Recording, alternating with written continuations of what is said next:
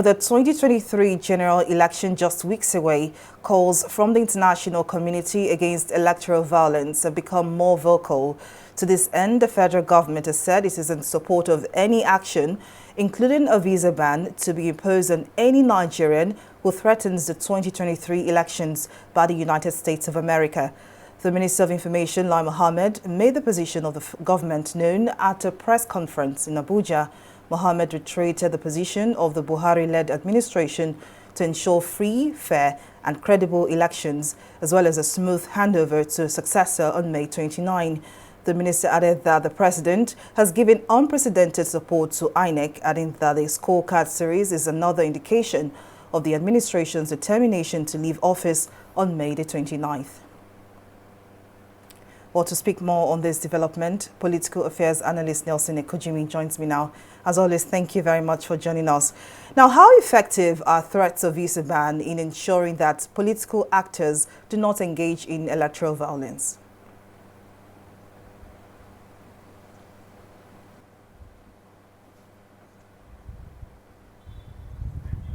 Now, if you can hear me, Mr. Nelson, I was asking how effective these threats of visa bans are on political actors to ensure that, electoral violence do not become a usual thing in every electoral process in Nigeria.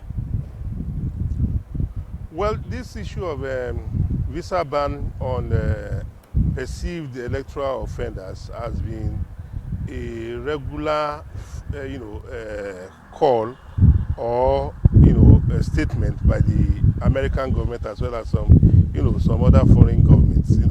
But how effective it has been in the years passed by is something I think we can do a research on to determine if it has become a deterrent, to sponsors and perpetrators of electoral violence.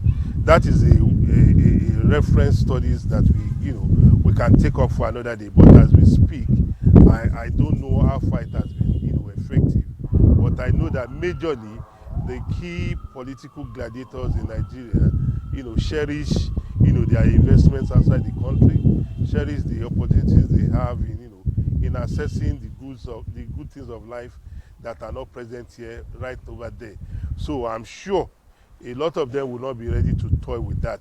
But whether they will masquerade their criminality and push some other persons forward and such that they don't become victims of this ban is another issue that we have to look at, because if somebody is alleged to have committed the electoral offense in Nigeria, such a person has to be taken through the legal system and for it to be proved beyond reasonable doubt and be convicted before you can place a ban. So I don't think it is enough for the American government to say electoral offenders. Who determines who an electoral offender is if he or she has not passed through the rudiments of the legal system? So that is a question I want to throw back to them. Now we've seen some stakeholders bringing together political actors and candidates to sign a peace accord to ensure that we have a smooth and violence-free election by February 2023. But is this enough, number one? And what's more must be done to ensure that 2023 general elections are as violence-free as possible? The signing of peace accords is just symbolic.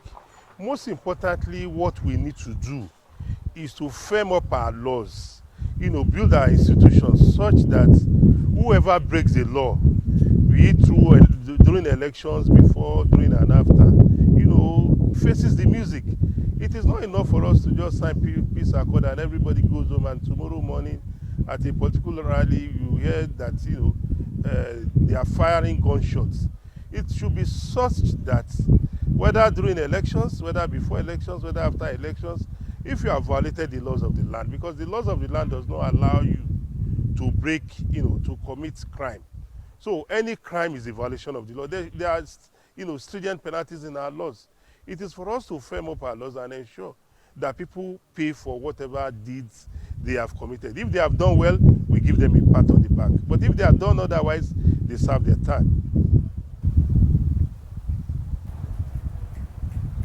Well, political affairs analyst Nelson Ekojimi, thank you very much for your time and your contribution.